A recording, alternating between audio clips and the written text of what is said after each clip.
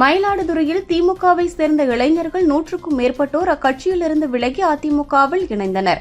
மயிலாடுதுறை அடுத்த செம்மனார் கோவிலில் உள்ள அதிமுக மாவட்ட செயலாளர் அலுவலகத்தில் மாற்றுக் கட்சியினர் இணையும் விழா நடைபெற்றது.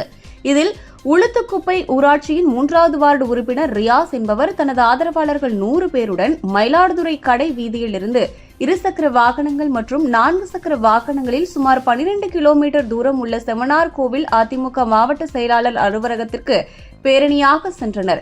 அதிமுக மாவட்ட செயலாளரும் முன்னாள் எம்எல்ஏவுமான எஸ் பவுன்ராஜ் திமுகவிலிருந்து அதிமுகவிற்கு வந்த இளைஞர்களுக்கு சால்வை அணிவித்து வரவேற்று வாழ்த்து தெரிவித்து கட்சியில் இணைத்துக் கொண்டார். மேலும் புதிய தொண்டர்கள் கட்சியில் இணையும் விழாவின் போது புதிதாக கட்சிக்கு வந்த இளைஞர்கள் பட்டாசு வெடித்து அதிமுக மாவட்ட செயலாளர் பவுன்ராஜிற்கு பிரம்மாண்ட மாலை அணிவித்து உற்சாகத்துடன் கட்சியில் இணைந்தனர். மேலும் நாடாளுமன்ற தேர்தல் நெருங்கி வரும் நிலையில் ஆளுங்கட்சியான திமுகவை சேர்ந்த 100க்கும் மேற்பட்ட இளைஞர்கள் அதிமுகவில் இணைந்தது திமுகவினரிடையே கலக்கத்தையும் பரபரப்பையும் ஏற்படுத்தியுள்ளது.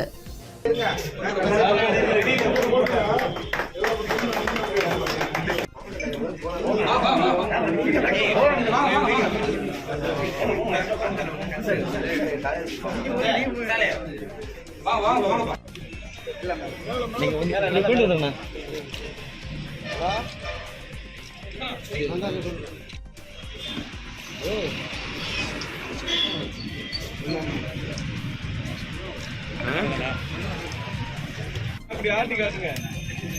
அவ்வளவுதான்.